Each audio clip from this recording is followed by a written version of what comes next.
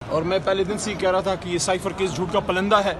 اور ایک اور چیز، یہ فوڈ فار تھاٹ ہے تمام پڑھے لکھے پاکستانیوں کے لیے. دیکھیے، آپ میں ہم سب ووٹ ڈالتے ہیں، چاہے جو بھی جیتے، وزیر اعظم پاکستان میں بنوں، اسد بھائی آپ بنے، کوئی اور بنے، خان صاحب بنے، میاں صاحب بنے، جو بھی وزیر اعظم ہے وہ 22 کروڑ 24-25 کروڑ عوام کے امنگوں کا ترجمان ہے.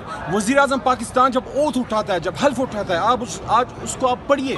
میں آج پھر کئی بار بیٹھ کے اس کو پڑھتا رہا عدالت میں، اور اس میں باقاعدہ موجود ہے اسد صاحب کہ وزیر اعظم پاکستان ڈیسائیڈ کرے گا کہ نیشنل انٹرسٹ کیا ہے، اور کابینہ سے ضرورت ہوئی تو وہ مشورہ کرے گا.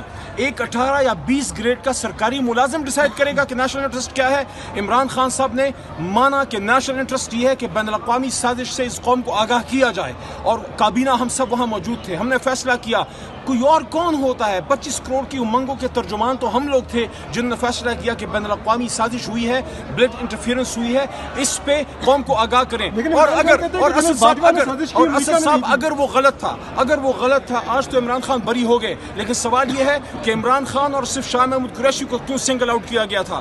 وہ میٹنگ نیشنل سیکورٹی کمیٹی کی جس میں بلڈ انٹرفیئرنس کہا گیا اور ڈیمارش کہنے کا کہا گیا امریکہ کو، اس میٹنگ میں عمران خان صاحب کے علاوہ اور شاہ محمود قریشی صاحب کے علاوہ اس وقت کے آرمی چیف موجودہ ذمہ دار لوگ بھی تھے.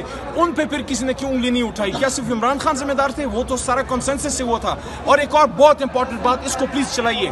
میں وزیر اعظم شہباز شریف صاحب سے پوچھتا ہوں فارم 47 والے سے، آپ جب پہلی بار وزیر اعظم بنے آپ کہتے تھے کہ کون سا سائفر تو ہے ہی نہیں. سائفر تو تھا. اگر سائفر نہیں تھا تو یہ کیس کس چیز کا چلا؟ اس کا مطلب ہے کہ آپ 62-63 کے مرتکب ہوئے ہیں. شہباز شریف صاحب، سائفر موجود تھا اور آپ نے اس سے انکار کیا.